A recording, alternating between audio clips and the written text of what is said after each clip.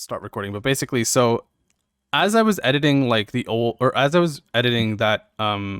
that session, at one point Gabe had to leave for a certain amount of time. So while we were reading Alex's story, and I don't remember why Gabe had to leave, but at that point we were all like, "Oh fuck, okay, who's gonna make the jokes here?" And I think that got to my head a little bit because like I was really fucking trying to make jokes while Gabe was gone.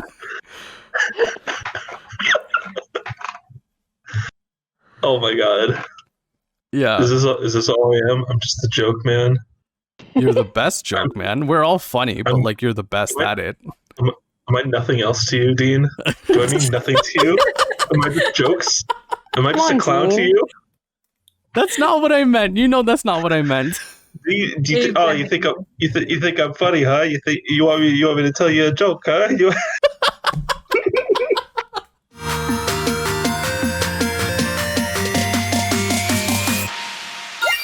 They're an important part of people's breakfast. Here's the thing about sex in fiction. You don't need to have a fucking sex scene. I can't stand those books. They make me so mad. I can't replace a fire alarm on my own. Say your morning routine. Lemonade across my bed. An unexpected pregnancy. Now David just... It's like, who's your mommy?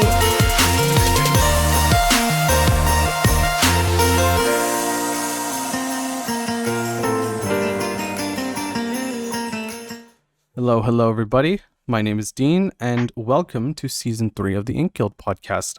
Today, I am joined by Gabe. Say hello. Hello. Marie-Soleil. Say hello. Hello.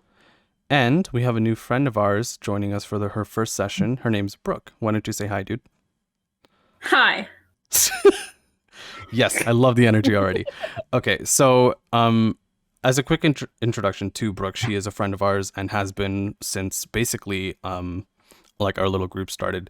And I think ever since we started this project, she was definitely one person that I really wanted to have join these sessions because she has a lot to talk about, and when we get to the reason as to why she joined, I'd love to think like you guys will probably understand why, but I think before we get to that actually, and before we get to what we're going to be talking about, we're going to be introducing a new segment on odd numbered episodes of the podcast called a check-in. And a check-in the check-in will basically just be a way for us to talk about what we've been working on lately, whether that is creative writing or something for a creative writing class, or maybe just something we've doodled on the side. It doesn't always have to be something that we've written either. Maybe it's just been like a book we read or like a movie that had a really cool story to it or something.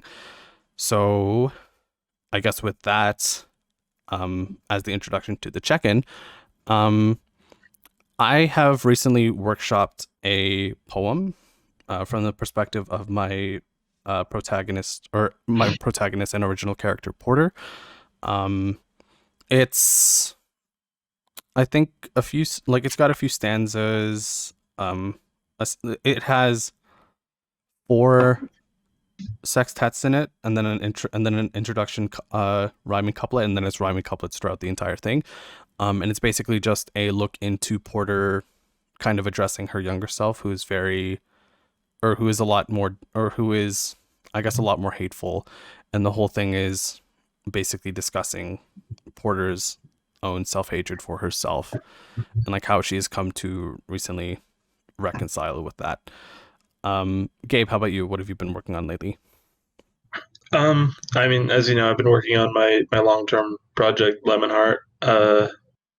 It's going okay. I'm a couple chapters in, and I'm just trying to get like enough chapters to say that I've made significant progress. I'm not quite there yet. Most of my writing sessions are just me staring at my screen and panicking and crying and drinking until I close the screen and open something else. Sounds familiar. It's very familiar, yeah. But other than that, I'm also working on a couple new horror short stories that might just keep my brain active. I'm working on a old horror short based on a monster that you and I made during our cosmic horror episode. Ooh. I'll supercut like a quick thing on that actually for me editing later because I want to put myself through a lot more work than I need to. What are we thinking? Let's do the ocean. The ocean's a classic. Yeah. That's a good one. It's not a shark. It's not a giant fish. It's not anything remotely close to things beyond things within our comprehension. It gets a split second of it. What does he see? Yeah, what do they see? First of all, is it huge? It would have to be. Impossibly large is a word that Lovecraft loves to use. Impossibly large. All right. Is it humanoid? Maybe it's like something that we could identify as a human at first, but not something that like we would ever characterize as humanoid. All right. I'm gonna think. So it's got two eyes, and it's sort of like maybe like a fish-like head. Yeah, I want to add like a bunch of really, really sharp teeth. Yes, teeth that protrude like out of its mouth and like sort of a catching sort of shape, like it's aiming its teeth almost at this drowning man. Ooh, yeah. Like an anglerfish teeth. Its teeth sort of shut out of its face. Ooh, speaking of anglerfish, I want to add in a lot of bioluminescent light to it. Yeah, beautiful. So like if it's swimming by, this person is comprehending a bunch of lights. That might be the first thing he sees. Yeah. That'll be the first that he sees these sort of light chasings at the bottom of the ocean, and then you might see like these white shapes that are reflecting the light. And as he delves further down into the ocean, he starts to realize that the shapes that are reflecting these light that he's going towards are a massive pair of protruding teeth. He's not even sinking anymore. This creature's coming towards him. It's coming at him. He's gone so far into the ocean now, he can't see the surface anymore. He can't see his boat anymore. Yeah. We need to engage more of the senses. So like he could be hearing what's something the sound the creature is making. Yeah. A horrible, ear-piercing sound that renders him completely motionless, as if it's attacking the nervous system, as if the sound is just attacking his nervous system from the ear down. Oh, so something kind of like a dog whistle. Yeah, it's paralyzing his body. He can't swim up, he can't swim away, as he's just forced to slowly sink towards this creature with its slowly opening jaws. Oh, this is actually kind of fucking terrifying. All right. Marie-Soleil, how about you? What have you been working on? Most recently, I've been actually collabing with my boyfriend, who also does some writing about an open world setting. It's I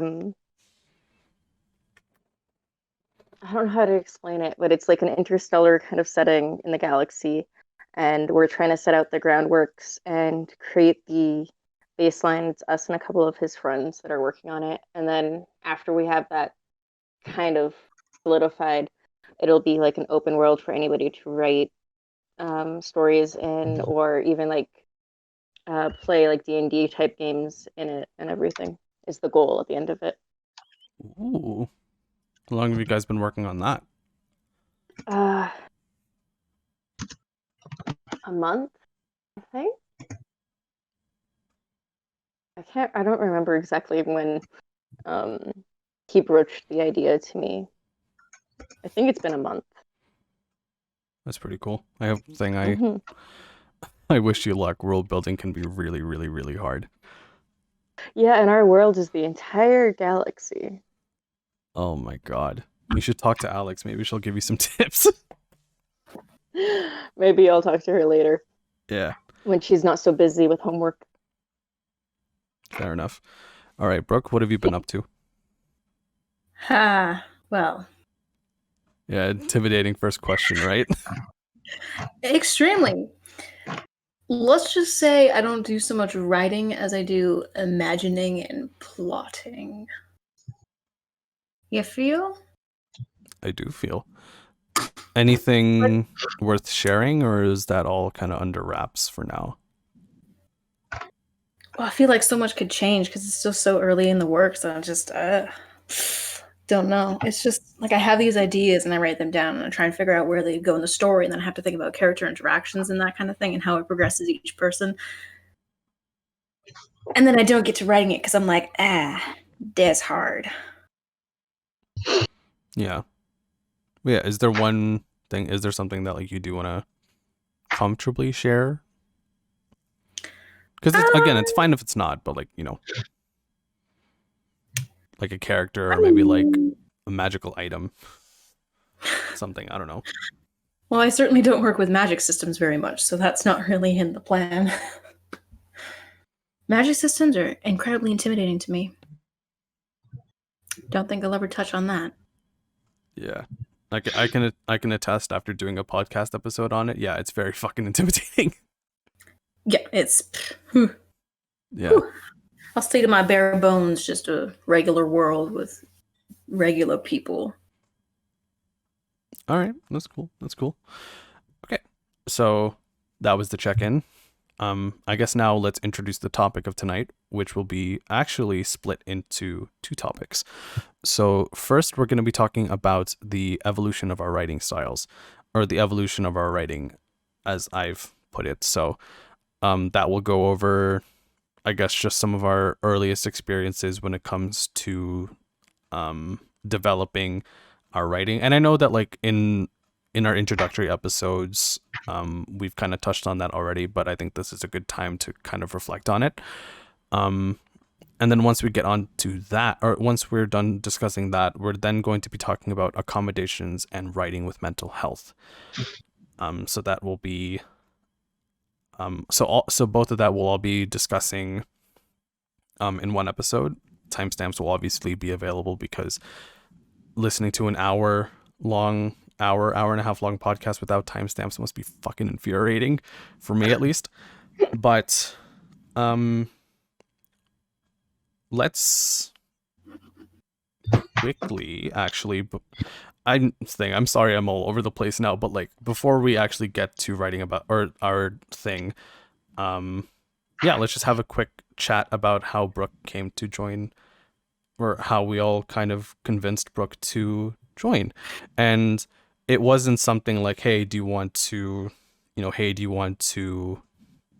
join us for a podcast session? And she said, yeah, because I have reached out to her before. And, at the time it didn't really fall through. But I think after a Drunk Among Us session, that kind of sold it. And I mean, she hasn't said no to it. So here she is. I'm going to be like totally, completely honest with you here, like full disclosure. I don't remember the details of that conversation. I had like three Smirnoff Ices and 2 rum and cokes by that point in the night, I think. So I think details of conversations are that is a lost cause. Trying to sap those out of my noggin. See, well, that night I was sober, and I remember a few trigger things that can spark up memories, but then I won't do that because we have shit to talk about. So let's get on to said shit.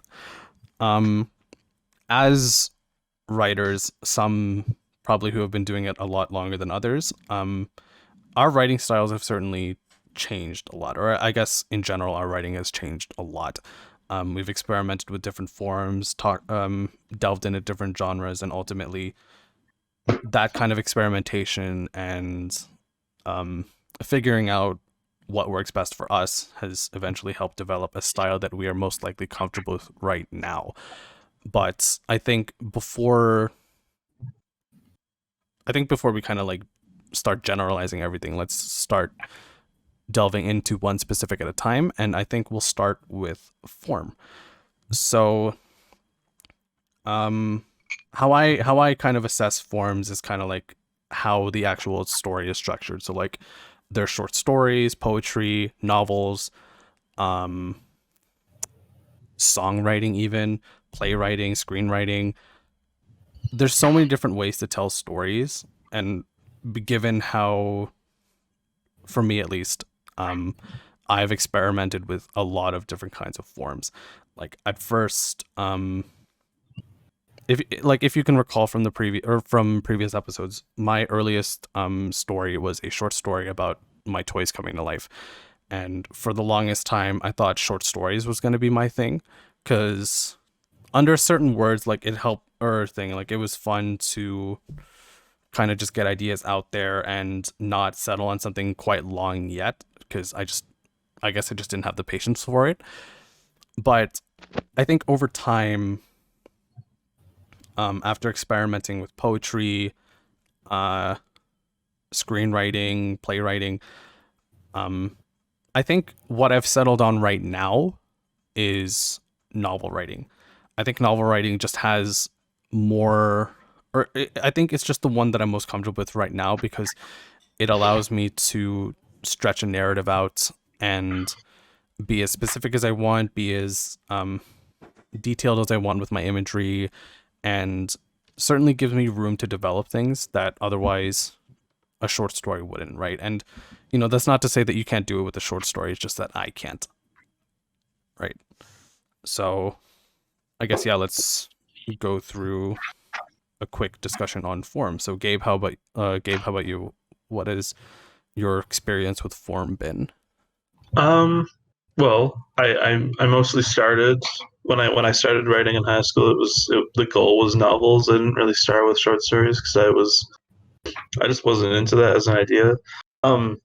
It's funny how I got into it. I got into it mostly because back in high school, me and my friends were really into like movies, and like the goal was to become like filmmakers out of high school. So like we started writing screenplays and stuff in high school, and then like gradually that evolved into just regular writing, because I realized I wasn't like super into the actual making movies process. I was just the writing process. So I was just like, hey, why don't I just write a book? It's sort of like the same thing, but it's a book.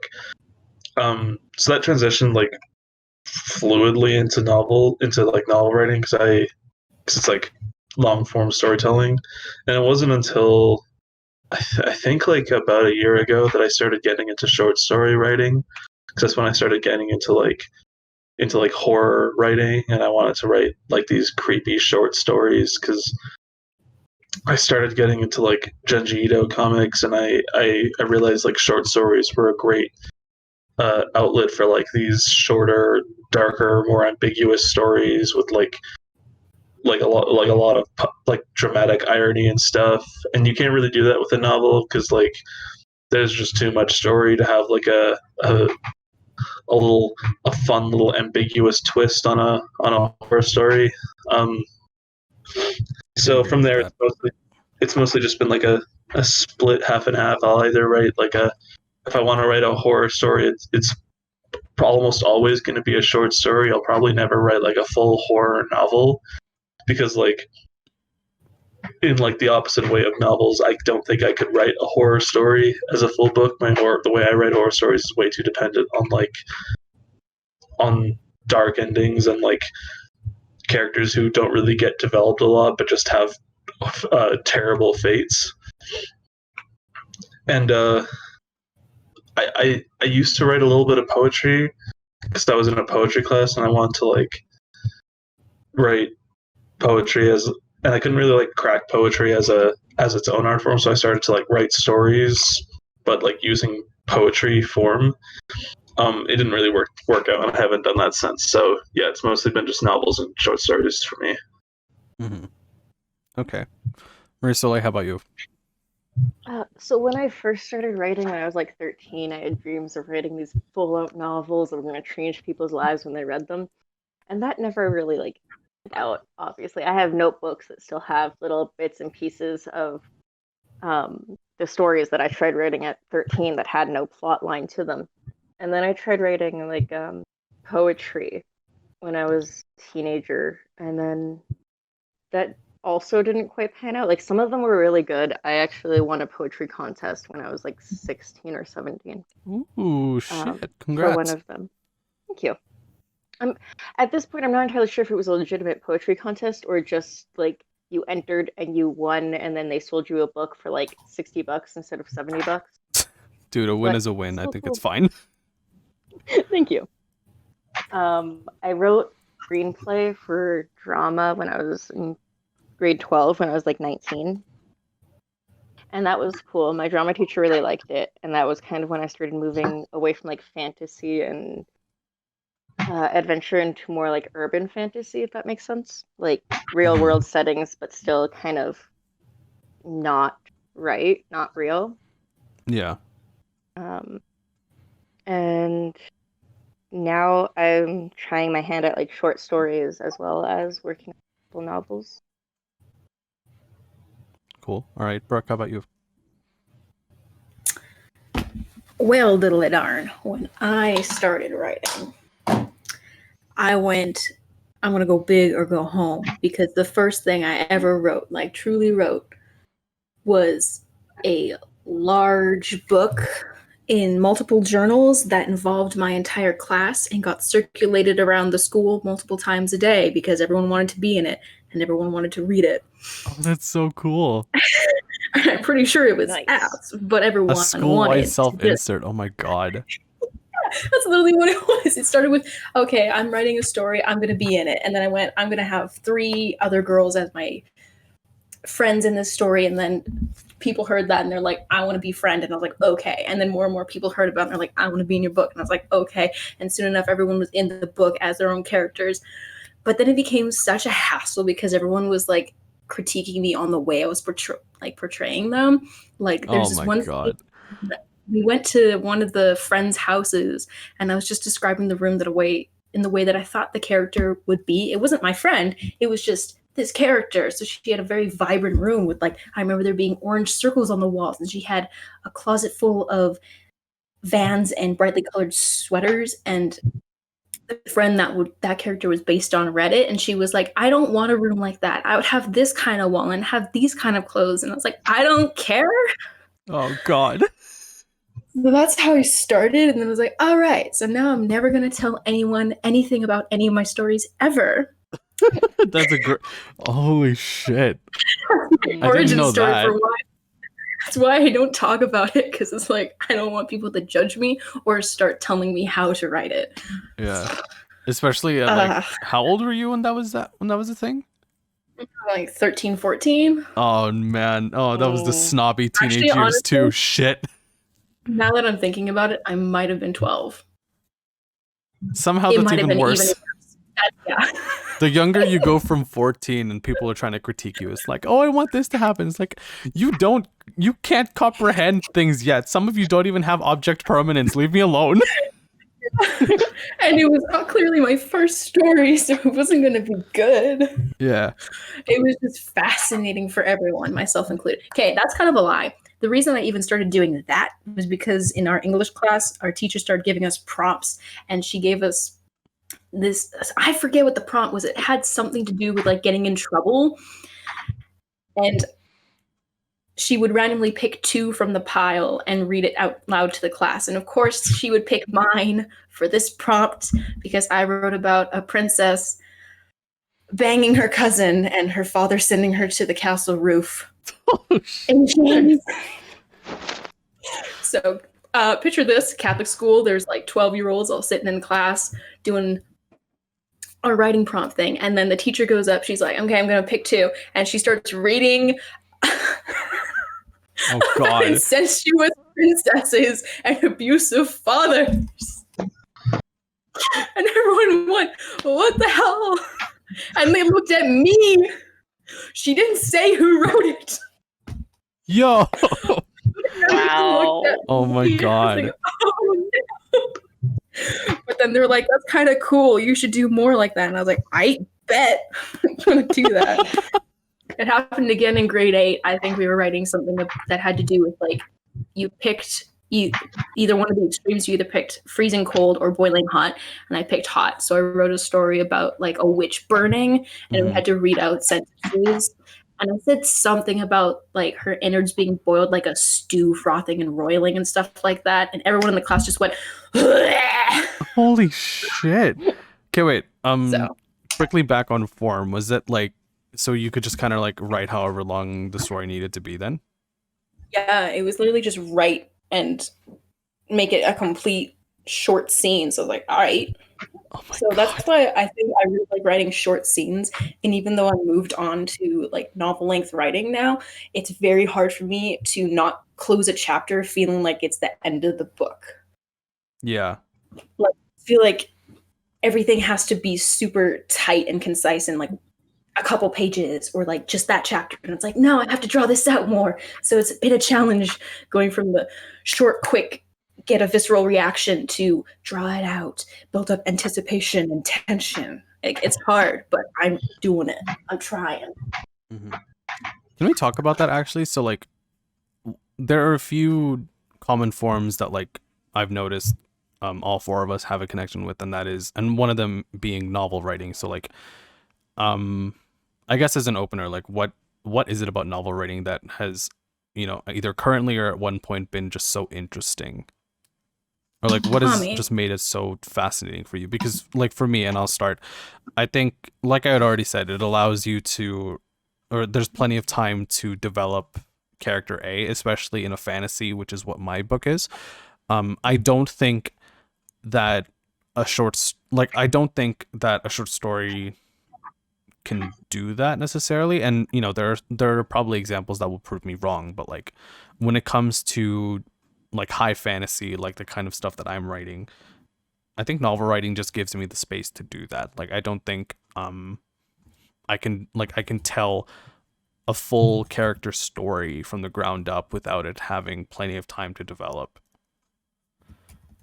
And I think in there too, like, you know, you can really put your imagination to work in novel writing. So like you can include your own animals, you can include magic systems, civilizations. You know, playing God is fun. I think that's just what it is. And investing in it long time is like, okay, that's cool. So yeah, so what about you guys? What is it about novel writing that made it so interesting at one point or currently? I feel like you know this about me by now, but like I feel like novel writing like sort of lets me loose and just lets me like write batshit nonsense. Because like with a short story, you can write a lot of batshit nonsense, but what I've discovered with a lot of the blind submission projects that we've had in our classes is that like writing something that is complete nonsense doesn't really work if like you don't have room to explain it. Mm-hmm. So novel writing is like has been just really appealing for me because it sort of lets me go crazy with like plot ideas and like story arcs and stuff, because I know that I'll have the room at least to like give an explanation for it, and I'll have like some breathing room to like give a reason why this absolute nonsense is happening. Right. That's sort of in the process with Lemon Heart. The whole process of storyboarding Lemon Heart has just been like coming up with one batshit idea, piling them on one on top of the other, and then like working in explanations for them that fit into the plot so that it doesn't seem like I'm just improvising total nonsense. Mm-hmm. Yeah, it's I was about to say that was my thing for Xeno, but no, Xeno is very structured. So I mean, it's structured. It's not like an unstructured nonsense, but it's. Yeah. I mean, like that's part of the thing. Lemonheart was originally a short story, and then like I changed it into it's me a novel because I just couldn't fathom putting this just into like a 30-page short story. I was like that won't do. That's not enough. That's not enough story for how much nonsense is in my noggin here. Yeah. All right. Marie-Soleil, how about you? What's your take on novel writing? I like novels because you can build them up more. Like you can, there's more room to expand on like the characters and the world, and you can make the, in my personal opinion, you can make them more real to the reader. Like I always fell in love with novels when I was growing up. I fell in love with these in these complicated and complex worlds and systems that were created. And I was able to lose myself in them. And I kind of always wanted to write something that somebody else would lose themselves in. Mm-hmm. And while I do like short stories, it's there and gone so quickly. Yeah. There's not enough Like, time to like invest in a character. And if there is if there is, maybe you have maybe there's like, oh, okay, so what about this other character or something? Exactly. It's like having a bite of the pie instead of an entire piece or the entire pie. Mm-hmm. It's a good comparison. So Brooke, was there anything more you wanted to elaborate on in regards to novel writing? Because you had touched on some of it before. I mean, I agree. Like with Marie-Soleil, it's just so much. Like, you know, how fan fiction exists. Yes. Mm-hmm. That's the extension of something that people love, and they feel like they don't have enough, even though it's so much more than just a short story. Like a short story is just, you can pick it up, read it, and then put it back down, and you don't feel that attached. With like novels, you get so drawn into the world and the people and what's happening that when you finish it, even if it's a very satisfying end, you just want more. And I love that. And I love the idea of people outside of yourself creating more from what you made, you know? Like, oh, beautiful. Yes, I agree with that. So, I guess moving on then. So we've touched on form, but now we can go specifically into some of the things that are helping us kind of find what we're most comfortable with. And part of that includes genre. So obviously genres include, you know, fantasy, sci-fi, romance, all that stuff. And I like so when I first started writing short stories and eventually moved on to Xeno, it was predominantly fantasy. Like there was always some kind of like, you know, there was always some kind of like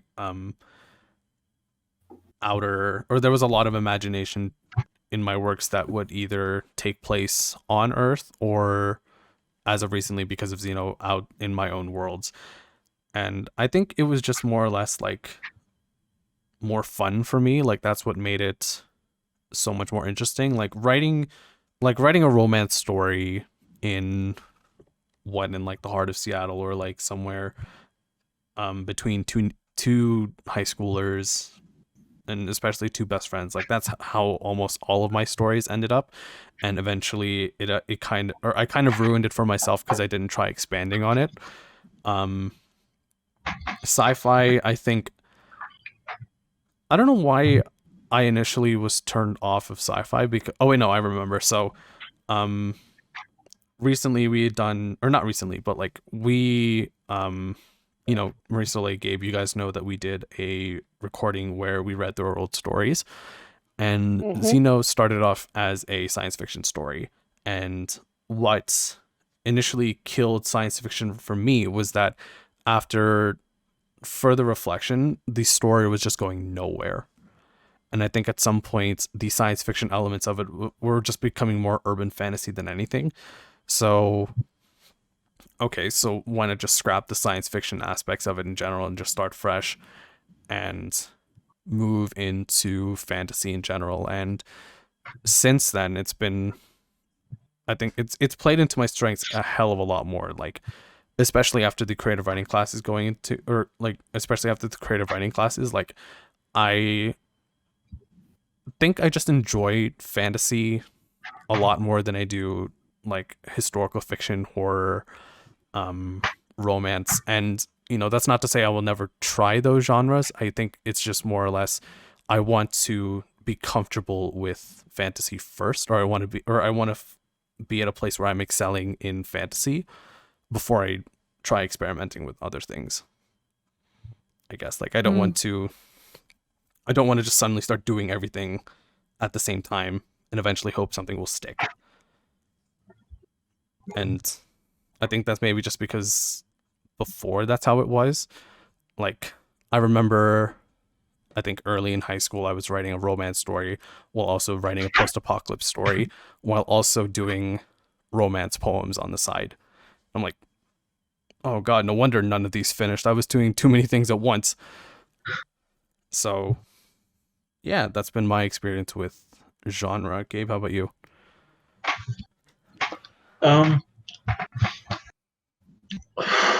Genre's been sort of all over the place for me for the last year. I started experimenting with horror a year ago, and like I've always been kind of into science fiction and fantasy. And I've been working on like vaguely working on a sci-fi fantasy series since like high school. And then like even more recently I've started getting into like not really horror but like speculative science fiction.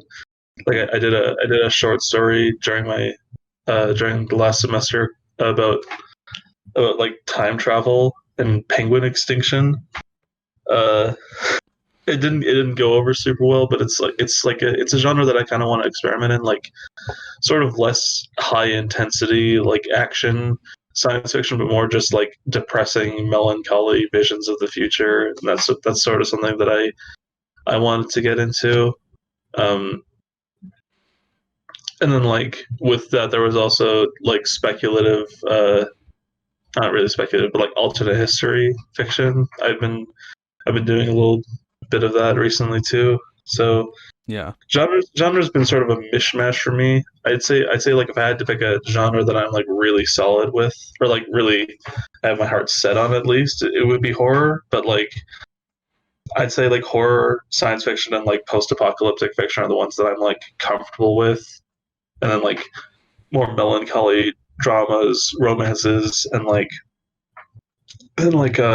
political fiction, that would be like stuff that I've like vaguely dabbled in, but it's not really like, it's out of my comfort zone. It's not really, it's like sort of weird for me. It's like a class that I'm not registered in, but I'm like going there anyway. Me. Oh fuck yeah. Yeah, that's literally me. You just said my story.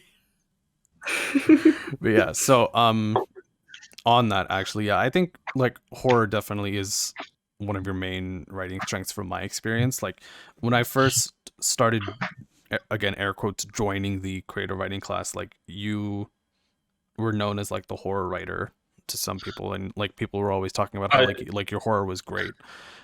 I was so known as the horror writer that like I did like the for those listening, we have a project in our creative writing classes called the Blind Submission Project, where the whole purpose of the project is that like everyone submits a 3-page story, and like your names aren't on it. It's completely anonymous, and everyone in the class has to sort of like read each other's stories and like pick their favorites out of them. That's the whole purpose of the story.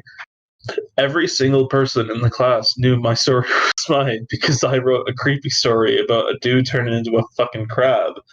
And every single person in the class, like I remember asking around, like, "Hey, did you know which was?" And then like before I could even finish, some people were like, "Oh, you wrote crab face," and I was like, "What? My confidence, it's gone." Yeah. It was a really good story. It was a compliment. It was such a good story. I know it was a compliment, but I just remember the moment being like, "Ah." It's like, man, I wanted some I had mystery to throw here. out the California rolls that I was going to eat because of it. I thought I was being sneaky. No, everyone looked at that and went, "Ha, fuck, we know who Daddy is." I remember some people told me. I remember some people told me that like it was my font that gave me away because I use a specific font that apparently no one else uses. Oh no, yeah. That's attention to detail. Yeah, the font I use looks just like Times New Roman, but it's like I like it slightly more, but so I just use it for everything. But I guess it's catching on. The people are like, "Oh, that's Gabe. He's writing Garamond again." Fair I'm enough. gonna throw a curveball and write my next story in Comic Sans just to spite you fuckers. Fucking do it. All right. Marie-Soleil, how about you? What's been your dabbling into genre? Because you had mentioned you're comfortable now with urban fantasy. Yeah, I kind of started with like in general fantasy and adventure and romance, and it always had like the same kind of um, outlook to it. It's like the girl is stuck in this life she doesn't like, so she leaves, goes on adventure, and then has to come back, and she's grown and now fits back in that life, I guess. I don't really. Yeah, I moved away from it, and I also wanted to create my own worlds when I was younger and have realized that I can't do that. I'm better at creating characters themselves, which is why I like kind of urban fantasy where I can take any city, like I could take Calgary or Edmonton or Chicago and stick fairies in it and write that story. Or zombies or whatever. Yeah. Mhm. It's essentially I've like also oh god. I've also realized that stories don't need romance. They don't need a love interest. It's mind blowing when you finally realize that. Yeah. Like something on the channel is like, yeah, fuck love triangles. Yeah. Fuck all of it. Unless they end stand up in by a that. polyamorous relationship, who needs love triangles? Fair enough. Yeah. All right, Brooke, how about you? What's been your experience with doing different genres? I just want to say, first off, I agree with Marie-Soleil. Again, like the first thing that I was planning while I was doing my novel was she's not having a love interest. That's not part of it. And I didn't care. And now every time I'm reading books that like by the end of it, everyone is paired off, I'm like, you didn't need to do that. What was the reason? Are you calling out a particular series? Dean? Which series do you think? Huh. Oh, I know. We're just missing the one person who would pick up on it instantly too. But anyway, just quick sidetrack. What is your novel about? Or is that under wraps? No, that's kind of the basic frickin' YA dystopian overthrow the government. But it's not overthrow the government this time, it's overthrow the monarchy. Ooh. Yeah. Cool. Nice. Sort of. We should talk about that soon. Probably. Yeah, so anyway, continuing Right, on with genres. Yes, genres. I don't know. Like I said, when I started, it was mostly just like self-insert, and those are usually just kind of like romantic-ish things.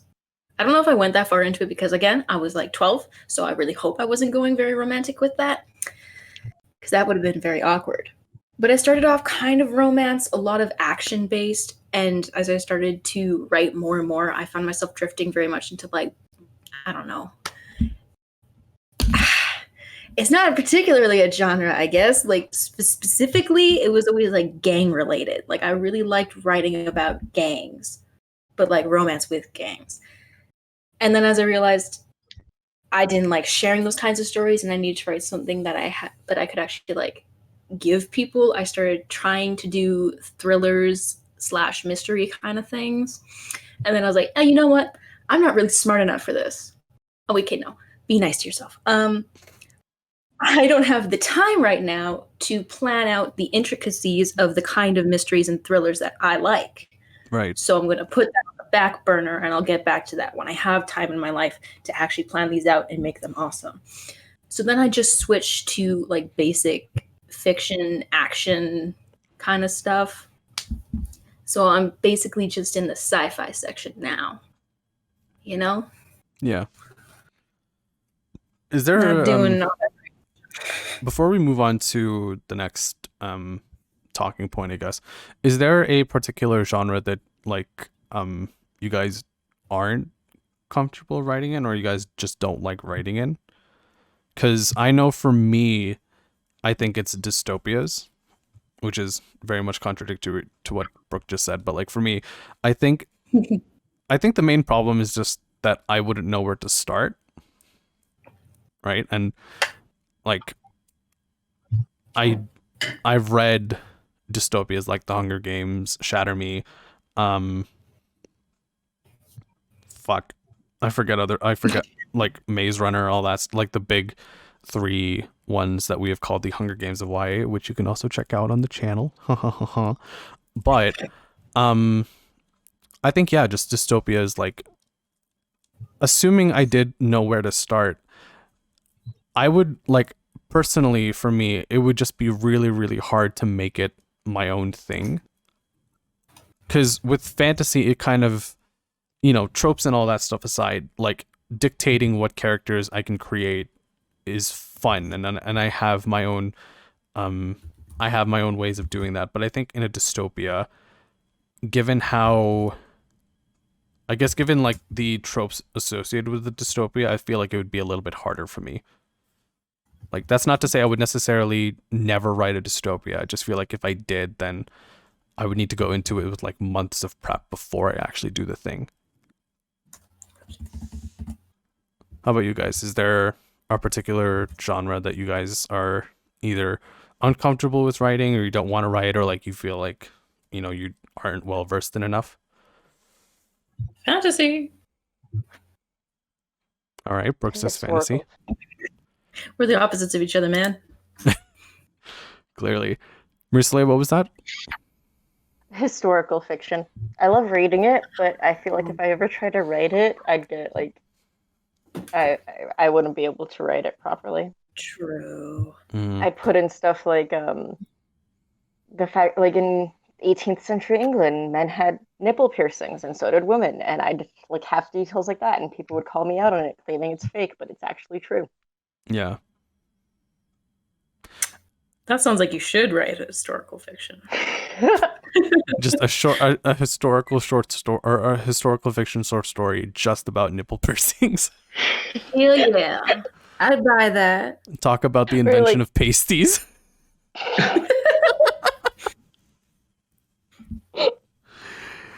Or I'd focus on like little random details. Like I'd write a story about a girl who got lost in the catacombs of Paris. Please don't call me out like that.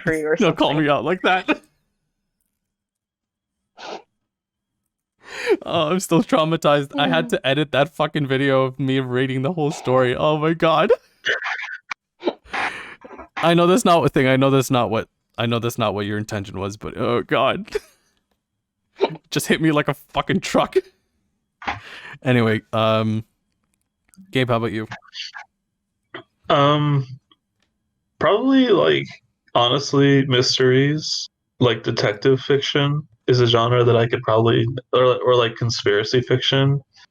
That's a genre I could probably never write. Like, just because it's the same thing with what Brooke said. I have too much dumb brain to like come up with plot twists. I don't have the energy to like think of like really clever like whodunits or like turns of events that would really surprise the audience. That's not really like how my brain works. Like, I'll watch a movie like Knives Out and I'll be like, yeah, I'm gonna write something like this, and then I go to write it and I'm like, oh, brain. I need to like cool down with something more my speed, like fucking SpongeBob or something, dude. I'm not ready for this. Yeah. Oh my god. I have to agree with you on that. I have such huge respect for people who are able to like write amazing conspiracy fiction, because oh god, more so than dystopia, I wouldn't know where the fuck to start. Like, I can certainly carry a narrative, but carrying it with a lot of suspense, don't think I could do it. I can't write horror either. I'm too much of a pussy. Yeah. I'm really outing myself on these episodes, aren't I? Horror is an interesting genre to write if you're an easily frightened loser like I am. Horror is a really fun genre to write because like you just tap into like all the shit that scares you, and you basically just write a list of it and then write a story around it. That's a horror novel, baby. Yeah. Like, it's fun writing monsters, but like writing a monster horror, I don't think I could do that. Yeah. Like, Spooky. I'll come up with like physical creatures that like my characters have to fight. But like, if I were to write like, I think if I was to write like a Resident Evil kind of story, then I don't think I could do it. I feel like either my patience would be kind of going everywhere, or it just wouldn't be it, because I'd probably be doing it wrong. But you never know until you try it, right? Yeah. All right. So, after discussing both form and genre, I saved, I think, the most technical aspect of all of this for last, because like that's an interesting reflection to go on. But the last thing to talk about in regards to the evolution of our writing is our style. So style accounts for a lot of different things. So how we build our imagery, how we structure sentences, how paragraphs are structured. I'm probably butchering the explanation, but just it's a very technical thing that like helps stick us out compared to each other, right? Like as a group of creative writers, like I have to make sure that my writing style isn't like similar to Gabe's otherwise, because I feel like I would be copying. Or I don't want my writing style to be similar to Brooke's or Marie-Soleil's, because again, I would feel like I would be copying. So like trying to come up with a very unique writing style, for me at least, has been through a lot of trial and error. It's been interesting, I think, finally understanding how periods work and how to properly punctuate. I use that loosely because sometimes I still don't know what the fuck I'm doing, but like after fully understanding just how effective punctuating can be, for one thing, it's something that people that when I'm in workshops with, they'll never hear me shut the fuck up about, because it's like, oh, I finally know what I'm talking about, kind of. Here's how you can help, or here's how I can help share that knowledge with you, and maybe it'll be help, or maybe it'll help you out too. But like on top of that, like framing sentences, like contrasting sentence length, I think that's also something that like I've been more comfortable with lately, because as we've talked about in previous episodes, and as we will talk about later on in the season, actually, because I'm writing fantasy, sentence variety helps greatly when it comes to action scenes and dialogue. And while I don't want to spend too much time on that, actually, because that would take a little too much time, how I varied sentences so far is pretty comfortable for me. So like action scenes, so like very high impact scenes tend to go by a little bit quicker.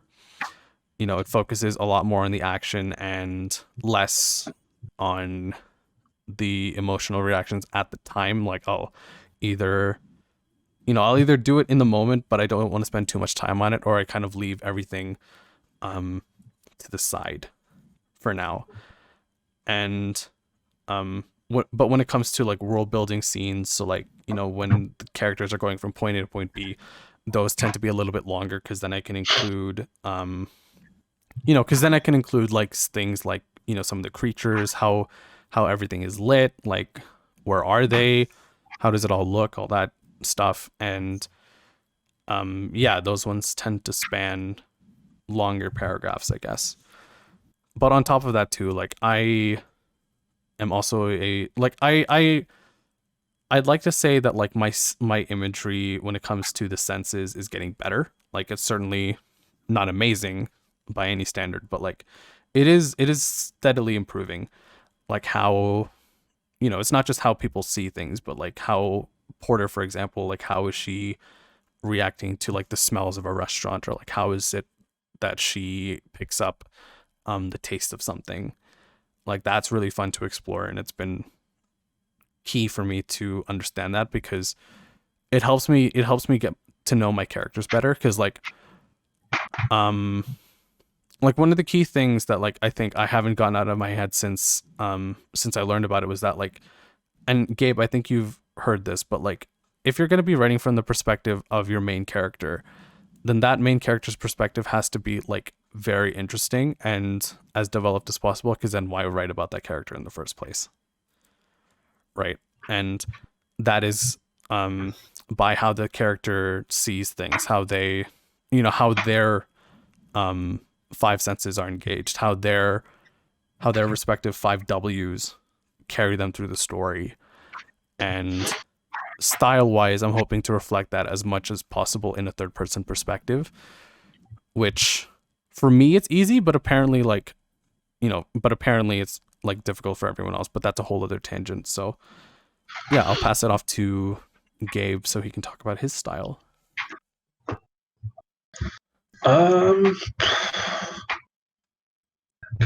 That style is always like such a difficult thing for me, because like it's always jumping from one place to another depending on like how I'm feeling at the moment. My style is it's like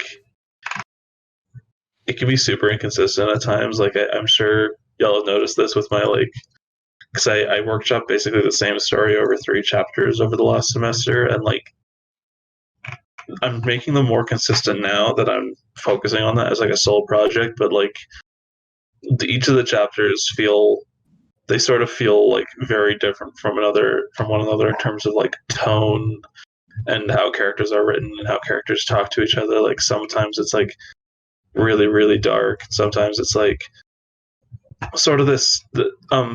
Michelin described it as like sort of Monty Python-y, which I wasn't exactly going for, but that's apparently how that chapter came across.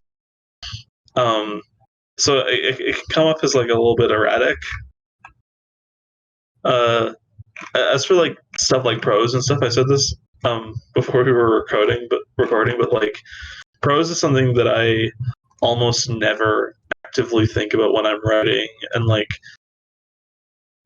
and grammar and punctuation are stuff that I'm almost never like actively conscious of until I'll be in the editing process, and like someone will sort of casually nudge me and remind me of a punctuation error, and I'll be like, oh right, punctuation is an important thing, and then I'll go through the whole story and like sort of sprinkle in punctuation throughout. So I don't know that I have a style in terms of like my punctuation, but I'd say like my word choice, that's more where my style comes out.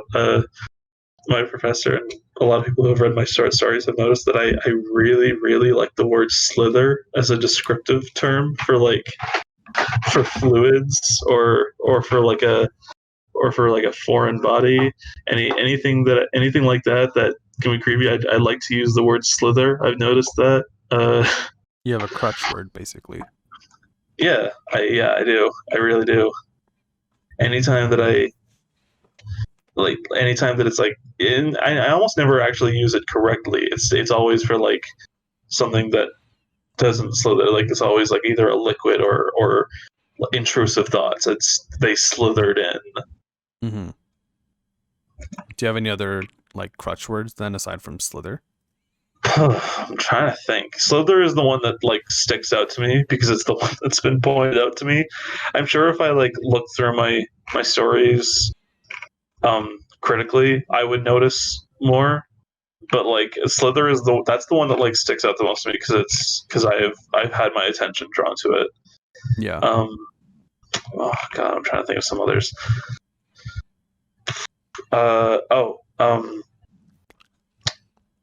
Like stabbing. That's something that I use a lot for like for usually for pain. Like if so, like I usually describe things as like a stabbing pain. That's something. But I guess that's not that's still not nearly as commonly used for me as a slither. Slither is just so universally creepy to me. Maybe it's just because I'm scared of snakes. Fair enough. I think like crutch word wise, I think mine is mumble, because I mumble a lot. And I guess so does all of my characters at this point. Oh yeah, dialogue words. I wasn't even thinking of that. Yeah, I have a couple that I use frequently too. I use murmur a lot. Yeah, my characters murmur a lot too. That's a big crutch word. I think we can talk about crutch words individually when we get to another person. So yeah, Marie-Soleil, how about you? How is your writing style developed? My writing style, I like to focus on my characters, like character interactions, character thoughts, and everything. Oh, And that's a good point. It gets to a point where I have too many characters, though. And my characters Yeah. are my babies. Each of my characters I put in as much thought. Like my main character and the background characters, they all have the same amount of thought. But I don't really separate them in my writing. So like you have like 12 characters that are all introduced, all described perfectly well, and only 4 of them are really important to the plot. But they're all important to me. Oh, I feel that. Yeah. It's so hard because it's like, I'll have this character in eventually, but then suddenly you just come up with a tragic backstory and you sympathize with them a whole lot more, and then it's like, oh damn, I can't write you out now.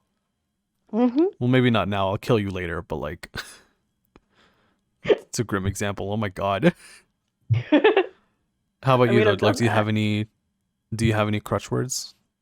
Crush. I think whispered. Pronouns.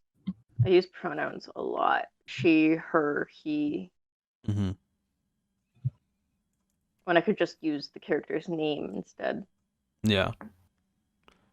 Quickly on that too, yeah, it's like using pronouns in my story is interesting because like a lot of my characters are women, so I can't just I can't just be like, oh, she did this, she did that, because then it's like, who the hell am I talking about? Mm-hmm. Yeah. So personally, I try to. Sorry. No, go ahead. I try to avoid like using a descriptive word to address the character, like the blonde person said, or the blonde woman said, or the tall man. But I always fall into the of doing that. I try to avoid it, but I fall in. Fair enough. It can be hard doing that, especially when you're trying to like not over repeat pronouns. Mm-hmm. Because like you can clearly just have a boy and a girl in a scene, but then suddenly if you just keep referring to them by he, she, then it's like, wait, what the fuck were their names again? Yep. But anyway, Brooke, how about you? How is your writing style developed? I don't even know what my answer is. All right. I can't think of anything. Do you have like particular things that you kind of lean into? So like short sentences, descriptive characters, elaborate settings. Like, is there something you kind of like you can comfortably say that you are like good with? I suppose thinking about it now, I never really describe things through a character's eyes. It's always just like a step back paragraph where I describe the setting that they're in, and then it steps back into what's happening with the characters almost. Yeah, I got you. So it's never really like this person is seeing this. It's just this is what the room looks like, and then the character interacts with something or something like that. My paragraphs tend to be quite short. Like I've always envied in books that I'm reading, like I tend to just start focusing on the fact that their paragraphs seem so long and they have so much going on. I'm like, oh, I want to do that. But then in my writing, the paragraphs are just so short. It's like every time I finish a coherent thought, it's like new paragraph now. It's like, no, you gotta keep going. You can't just have one sentence paragraphs all the time. Yeah. And then what ends up happening is when I'm trying to lengthen them, I just lengthen my sentences as well, and I end up having a lot of commas. Oh God. Yeah. A lot of and then it's just like, oh my, there's too many commas. There's 3 sentences here and 25 commas. That's fine. Oh my God. 17-year-old me would be so offended at that because he'd be guilty of that too, like 100%. Like I if I could go back in time and be like, yo 17-year-old Dean, first of all, fuck you. Secondly, you finally understand punctuation. Good for you. First of all, fuck you. Dean, be nice to your younger self. I'll be learning. nice. I'll be nice to like pre-high school me. High school me was a fucking dick. Ugh. And like not even Everybody was a dick in high school. not even like at anyone else's expense. Like I really tried being as nice as possible to as many people as I can, but yeah, this is really going into a whole other tangent. I'm sorry I brought this up. But anyway, We back- therapy guild tonight. all right. Anyway, Brooke, do you have any crutch words? I've been told I use I a lot. Like I start sentences with I. It's a So I guess that's something I have to work on. Do you write a lot in like first person POV then? Yeah, I do tend to. Every now and then. Oh, okay. I started writing a new story like at the end of last semester, just like during the Christmas break. I was like, I have an idea. And I just started writing it. And halfway through writing it, I was like, oh my gosh, I realized something. One chapter will be in first person, and the next chapter will be in third person. Ooh. And then the chapter after that is first person. I was switching back and forth between first person and third person. Like it was for a reason. It was like first person was from the girl's point of view, and then third person was like everyone else and some of the other key characters. So it was like focusing on them. So it was like for a reason, but I didn't realize I was doing it. And I was like, what is this? I've never done this before. I don't actually even remember doing third person before. So it was very interesting. And I was like, Yeah. why did I start doing this? I don't know. I don't know. I don't know. You've got the workings of a really good Australian accent. I wasn't trying. Yeah. My bad. See, you bring up a good It's like point. the way. Oh. Like, did you guys know that I can't say can't? Wait, you're not like doing a Are you bit? serious? No, I literally can't say stop. Oh my cannot. god. Okay, you have to be fucking with us. There's no fucking way. No, I literally can't say My God. We've been Wait, friends wait. for how long, Brooke? How have I not Let me noticed say this about you? I can't say can't. You sound like you're about to throw up. I have to focus really hard when I'm saying can't. I'm saying can't, otherwise I don't say can't. So that's a fun fact about me. If I'm ever reading stories out loud, I know that I'm saying can't because it's just what I do. Nice. Nice. Yep. I don't think that's a crutch word. I think I actively avoid that word. You just see a story with like a bunch of like can'ts in the sentence. You're like, oh, fuck you. Oh no.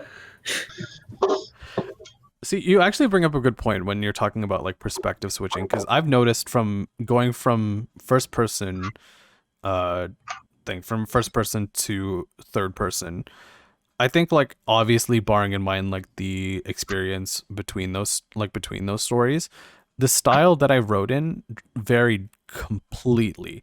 Like it was so different from how I wrote first person stories to how I wrote third person stories, because essentially first person stories I was okay with. It's that was at the time where I was writing romance stories, and with that like it made sense because then I could I could really hone in on a person's emotions and reactions and all that stuff. But when it came to third person, especially like in the development of Xeno, I knew it was going to be a third person narrative because my thing was, okay, I could probably talk about everything around them in great detail.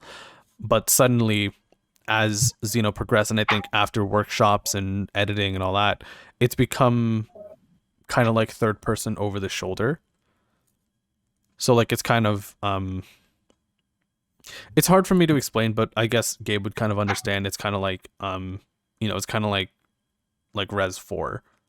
Resident Evil 4, where it's like that kind of style where it's like over the shoulder, right? Like it is still technically from the protagonist's perspective, but there is just now a lot more that there's just suddenly now a narrator following them rather than them being the narrator, I guess. And that's obviously the description, but I think, yeah, like third person over the shoulder, like apparently like to some other people has been really difficult to try and write, and like it's one of the harder ways to do it, but for me it's just so natural.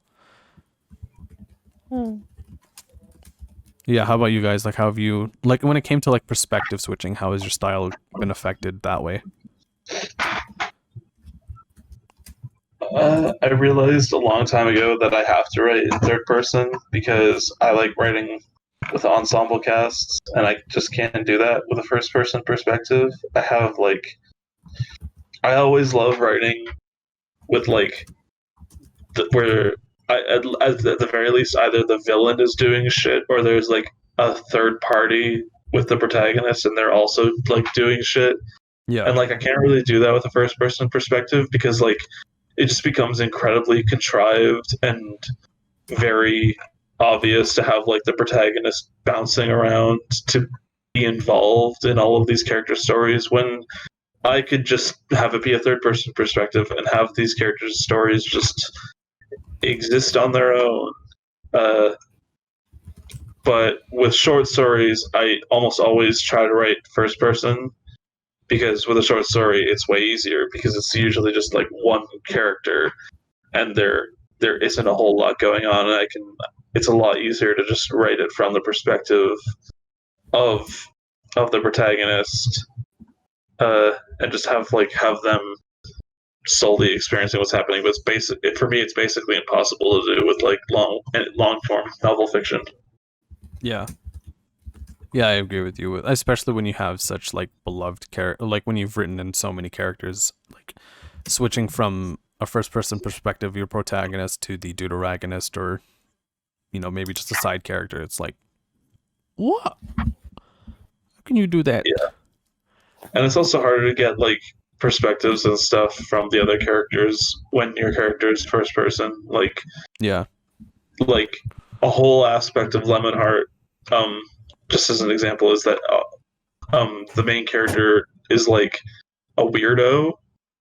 He's like a porn addict, and like it would be one thing if it was a first person perspective, but it adds a whole other dimension, I feel, to it, that like there's all these other characters who are sort of, they have their own opinions on this character who sort of shows up, and his entire motivation in this like post-apocalyptic wasteland is that he's a chronic masturbator, and he's just constantly horny. He's just pure id.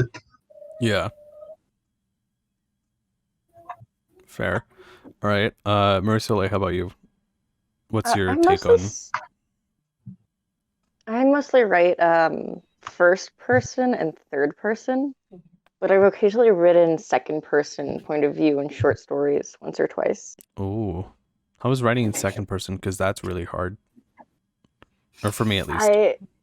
It is hard, but I like it when I'm writing like a dream sequence, sort of like, because I wrote a short story about a girl who kept having this dream about this guy, and it was a romantic short story, I guess. And then in her dream, it was a third person with you being this guy. Like, you did this, you did that in the dream. And then when she woke up, it was second person. No, third person. Fudge. Words are hard. Yes, they are. So the dream was second person, and when she was awake, it was third person. Gotcha.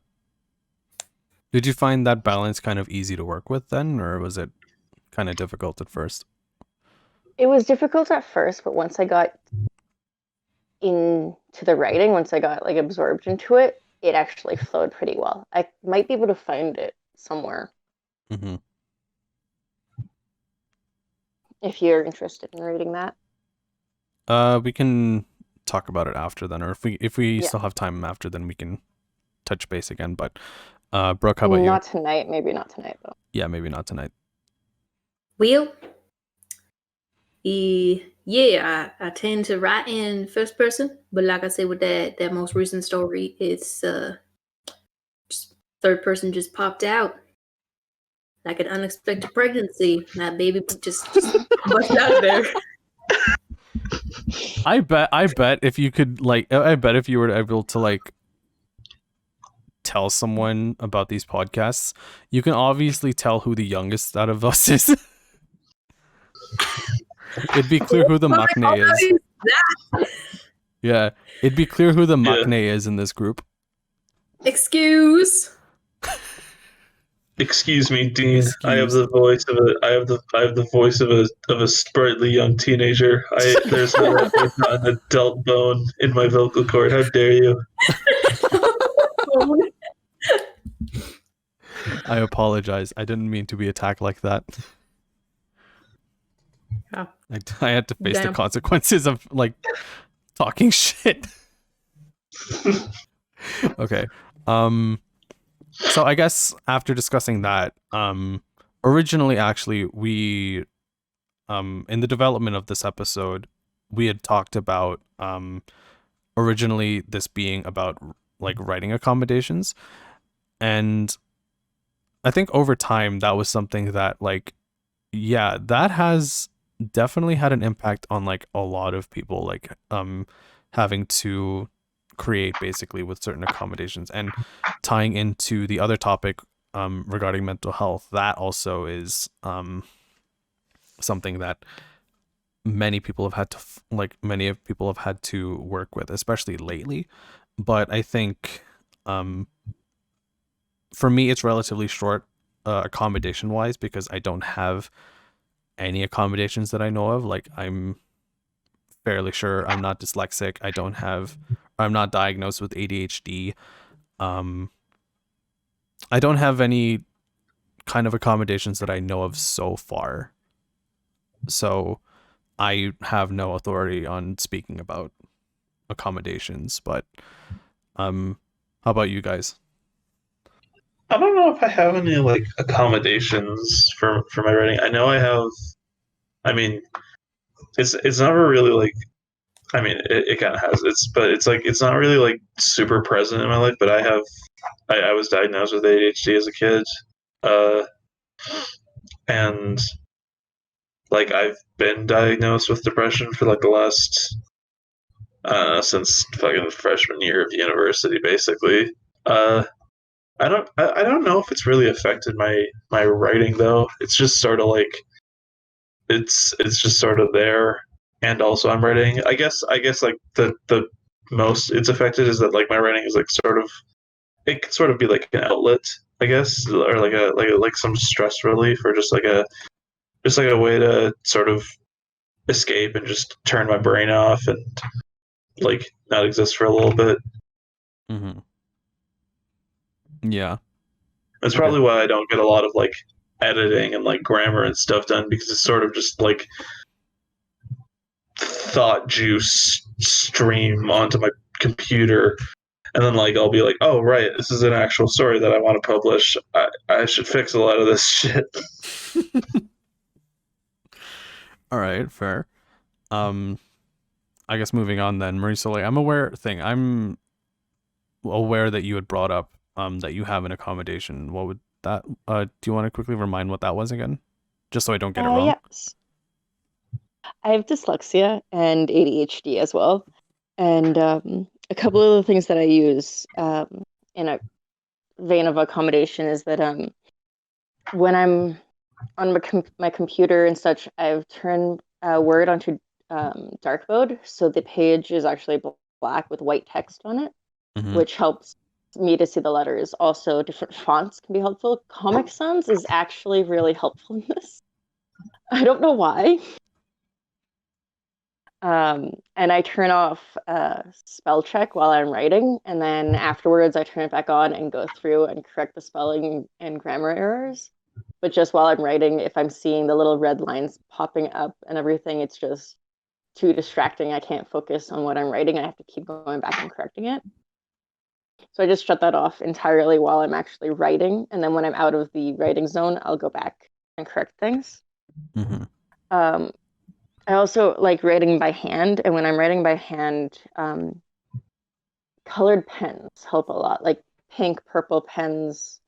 And you can get notebook pads that are like purple or yellow and stuff. And that helps as well. Yeah. Cool. All right. How has it been like working with these accommodations? Like, do you often find that it's sometimes difficult some days, or is it more or less just like something that you're, you know? I think it's more difficult with the types of projects I'm working on. I've always found it harder with like academic papers versus my creative writing, because creative writing is, in my opinion, less structured. You don't have to follow like APA and MLA guidelines and stuff Right. for punctuation and grammar. You're not citing things. You're not the people. It's you've got your own tone and your own voice to your writing.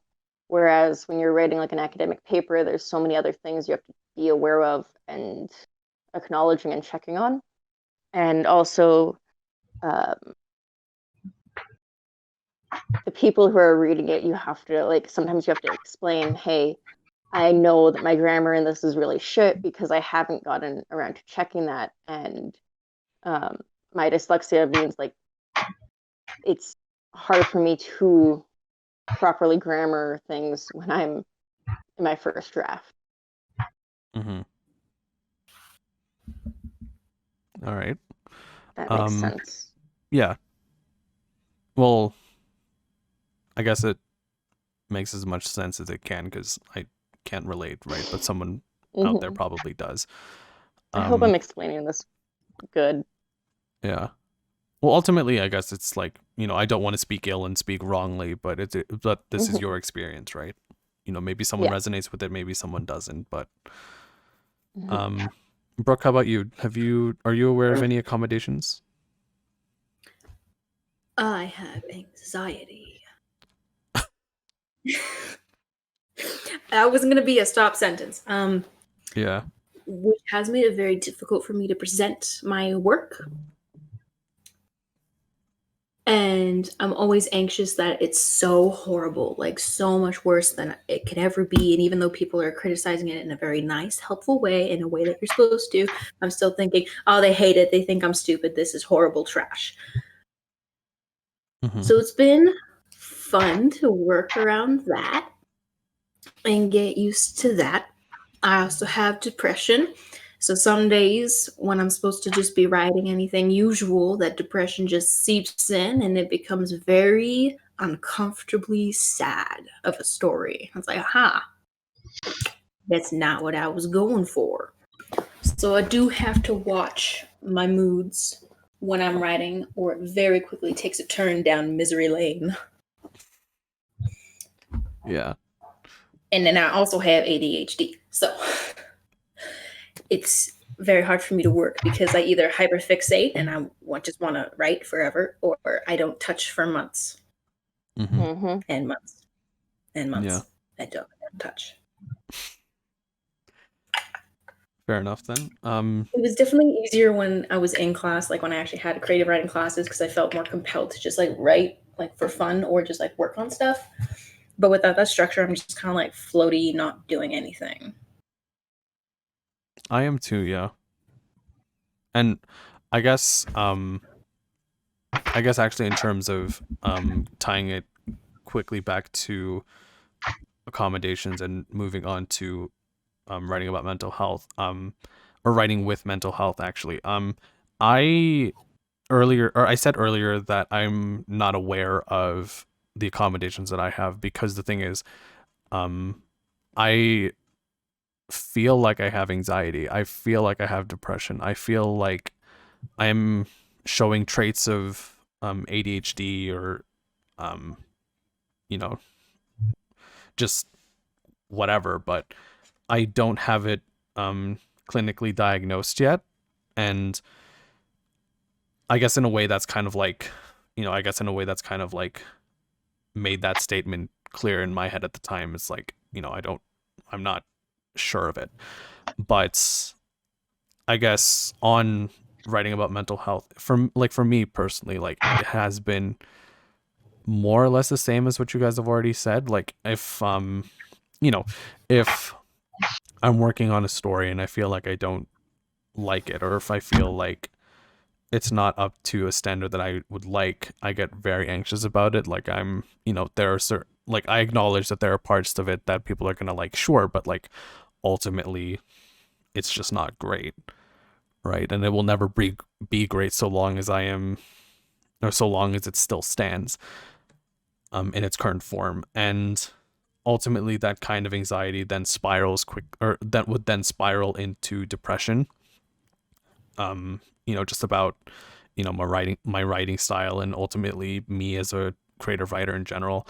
And that is pretty hard to deal with because, I also think I don't want to I again don't have a medical diagnosis of it yet, but I do tend to be pretty bipolar sometimes, or show traits of it as I can be pretty indecisive sometimes and kind of all over the place, I guess. But anyway, when things start to spiral, it's not like I don't think I've ever had like an anxiety attack about my work, but it is generally a really uncomfortable period of self-sabotage. It takes, I don't want to put a time frame on it, but it does take me a while to, pick myself back up and be more comfortable. And I think lately I think that's just because in those times I was so focused on getting a product finished and, working towards, finishing a chapter by this date, or getting a certain word limit this time, setting a structure for me at an age where I wasn't really, I guess, mature enough to work around that. It ultimately led to a lot of really bad, thoughts. And, I still deal with that lately, or I still deal with that nowadays. It's just that I've been a lot better when it comes to, controlling my pacing. If I feel like writing, then I'll write, but if I don't, then that's fine. Ultimately, Xeno is not going to go anywhere unless I'm happy with it. Mm-hmm. And I think in that regard, oh shit, there was something I was going to touch on. One other aspect, as Gabe probably knows really well, and I'm pretty sure everyone does at this point. I had mentioned self-sabotage, and I do that so often. Mm-hmm. I'm getting a lot better at not self-sabotaging so often, but there was a period of time where the writing that I put out, no matter how many compliments I get, it was always the fuck, dude, you're not deserving of this, or some dumb shit like that. And I think that's also called imposter syndrome. But again, I don't want to put a claim on that unless it's not a medical diagnosis. But yeah, I've struggled with that for a long time now. I think due in part, honestly, to jealousy sometimes. There are some people that I've worked with, especially in those early creative writing workshops, where I knew the value of my story, but after reading through some of the stories that people have put out, I'm like, holy shit. Initially, it was a healthier mindset that okay, so their stories are great, but my story in itself is special and it shouldn't compare to their story. But it'd be wrong of me to say that was 100% the case. It is now, but early on it was yeah, your stories are never going to be as good as these. Or one thing in particular too, these people have been published before, meanwhile you still aren't, Dean, you idiot. So yeah, it's conflicting, I think, because for someone who isn't medically diagnosed with with the things I've stated, it can be hard to kind of deal with it, really kind of deal with it. So I want to if you guys are comfortable with it, I want to get your guys' opinions on how you guys deal with your own mental health when writing. So we'll start with Gabe. Man, it's tough. I don't know if my issues like directly affect my writing in that same way. My ADHD definitely does, because sometimes I just can't like sit down and just write. Like I constantly need like some other stimulation. But other than that, I don't really know that it like. God, I had something really good I was gonna say, and I can't remember it. I don't know if it like really directly affects my writing in that sort of way, but I know that like a lot of those things sort of like they get in the way in life, and like maybe like I'll have a day where I'll be like, oh, I'm gonna do like a whole bunch of writing today, and it's gonna be great, and then like some shit will just come over me, and I'll just be like, actually, I'm just gonna sit here in a ball and just stare at the ceiling for the next 12 hours. I think that's what I'm gonna do today, and Yeah.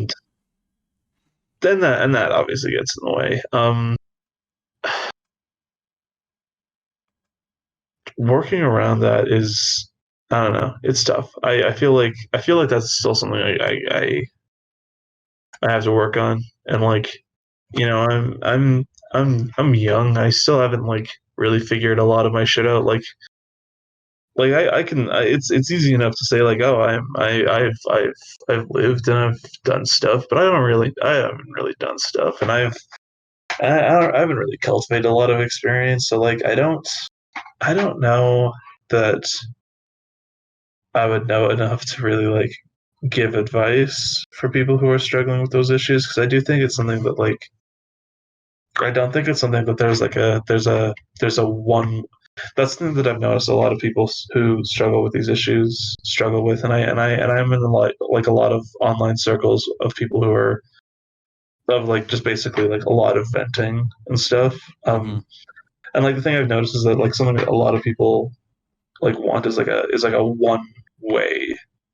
You know what I mean? Like just a one singular like that's the perfect way to like fix it. I just want the secret. I want that secret method that like people who have these issues and deal with them, that they know the secret trick, but there isn't really a secret trick, because it's like it's really personal. It's something that I feel like you have to work through on your own, and you have to like and you have to work on your own and like protect yourself from your from issues that are like entirely personal to you, that like there isn't really a guide for, and there isn't really like a specific way around. I don't know. Like for me personally, I meditate. I work out. Working out's like a. I know that that's a cliche that people say like, oh, working out's an antidepressant, but working out it genuinely does like, I don't know, it makes me feel good. Gives you And then something like, to do. well, it's not just gives you something to do. Like there's like just like legitimate like physical positive effects that working out can do. I don't know what the chemicals are, but like I know that like working out and like getting a sweat in like that's like genuinely positive for the brain. I know that I have like a handful of unhealthy habits that I use to cope, but like it's nothing uh horribly debilitating. So like I won't recommend it, but also like if you're having a particularly rough day and maybe you need something that's like not the best healthiest way to do it, but like it gets the job done, you know, it gets the job done. That's my opinion on that. Like I won't endorse certain things, because I don't want to be seen as someone who's like, oh, you're out of version, just alcohol. That's the ticket. But like, you know, like if it'll you know, if it'll do the trick. I'm stuttering a lot. I'm sorry. That's what editing is for, baby. Oh shit. Don't worry, you're good though. You're fine. But yeah, Marie-Soleil, how about you? What is your take on writing with mental health? I have to say that just because you're not diagnosed with a condition, or you don't have it as bad as somebody else does or something, doesn't mean that you don't deserve help and that you don't deserve access to these accommodations. And it's really, personally, I think it's messed up the way that like schools and society does it, that you need to take a test that it costs like over $1,000 to get actually diagnosed with like dyslexia and stuff like that. Yeah. And you can't just keep doing BuzzFeed quizzes. Yeah, but we shouldn't gatekeep accommodations. Anybody who feels like they need this should be able to access it. I second that, like hard second that. Mm-hmm. And it needs to be more openly talked about. Things shouldn't be kept hush-hush. Therapy shouldn't be something that people are ashamed to go to. Anybody could benefit from talking about their emotions or how things are going or their mental state. Yeah. And the way society is, it's just, we hide it away in a corner or the closet and pretend it's not there until we're drinking our feelings away. Fair enough. It's a very good tangent. It's a very important. It's a very important tangent, mind you. But like, I guess going back to you then. Mm-hmm. How is it, or how has it been like? Mm-hmm. I guess going on about with accommodations, because we already deal with it, right? But yeah, what's it been like for you? It's weird. It's kind of like I was saying, like some people don't believe that I need accommodations. Like my sister doesn't believe that I have ADHD, even though I've actually been diagnosed with ADHD.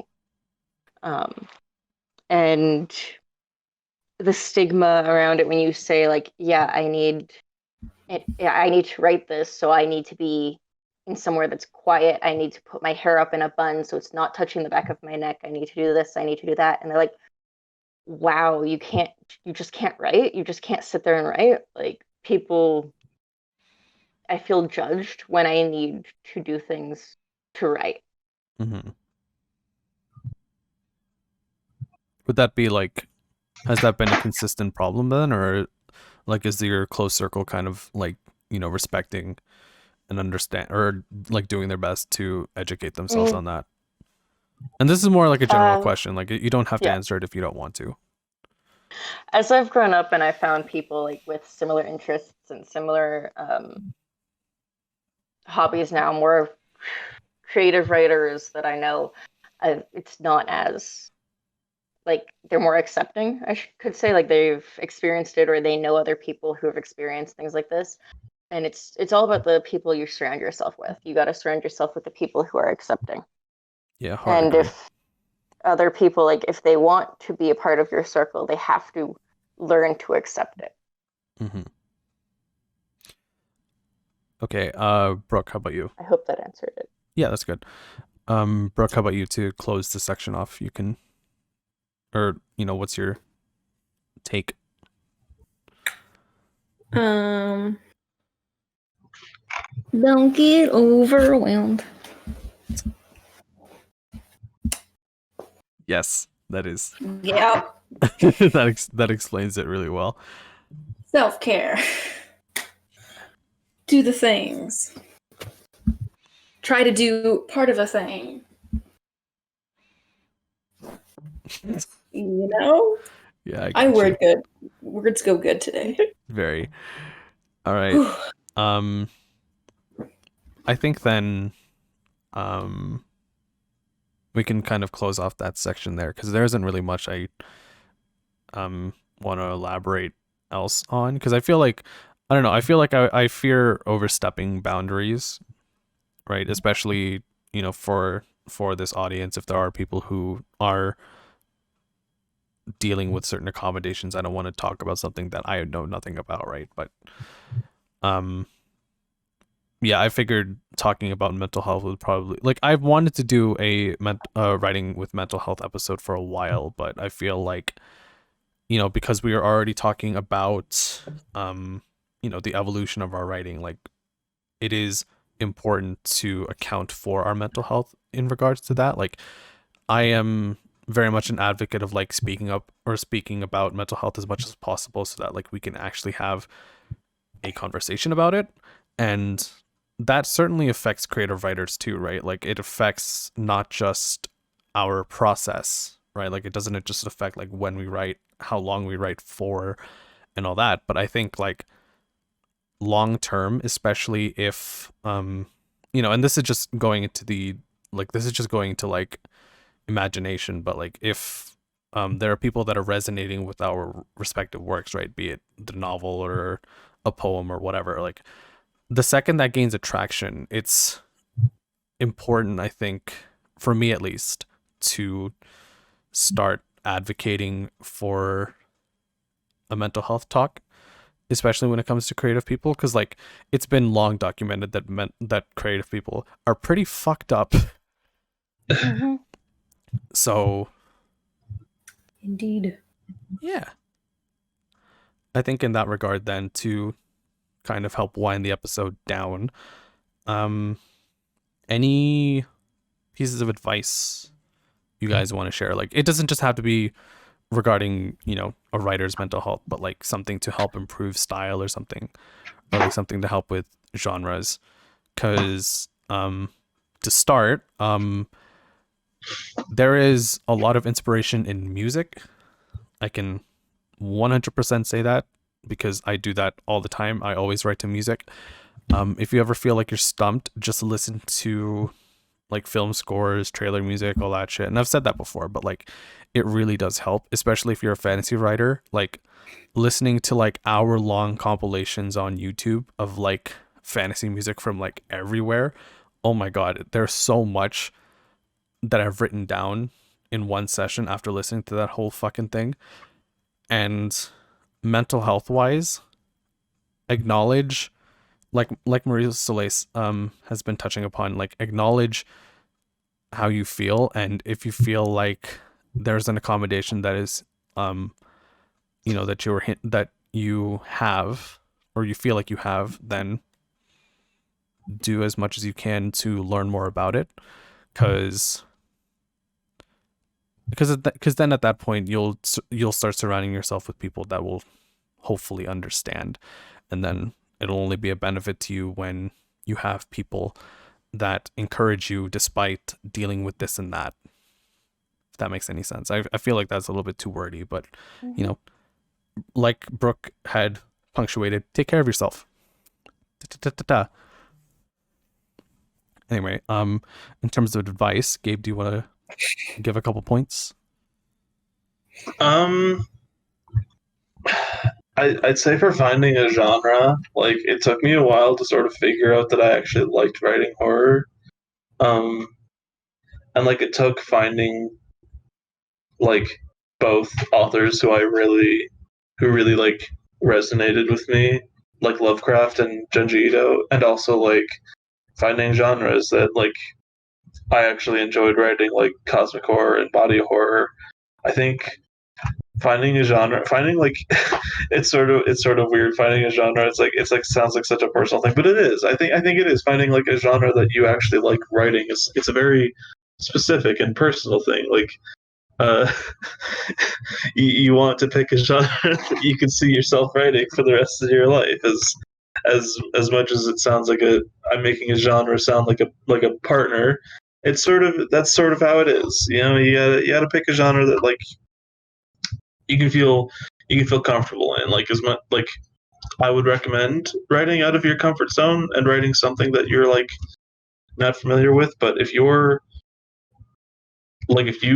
just like writing westerns and like that's your comfort zone, don't feel the need to like write something that isn't a western just because not a lot of people are super into westerns like anymore. Write a fucking western. Write a western to your heart's content. Write the best western that you can come up with. You know. That's what I'd say for genre finding. Cool. Marie-Soleil? I'd have to say, write what you want to read. Don't care about what's popular in the market or what other people are saying that you should read or write. Write what you would like to read, or if you're writing for teens, think about you as a teenager. What did you need to read? What did you need someone to tell you when you were that age? And write that story. Does that make sense? Yes. Cool.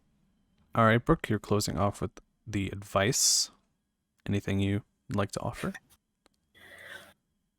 Write a little bit whenever you can. Jot down ideas whenever you have them.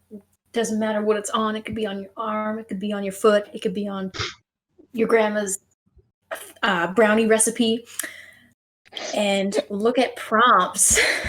If there's an idea that you don't like, write it on your foot so you're continuously stepping on that idea. Stepping on it.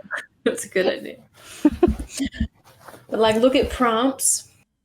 It can help you get out of your comfort zone, write something new, try something out. You might find a new style or flair. You can just have fun with it and then go back and look at it later and be like, this is kind of a good idea, and then expand upon it. Just have some fun. Yeah. Ultimately, writing is very much about experimentation.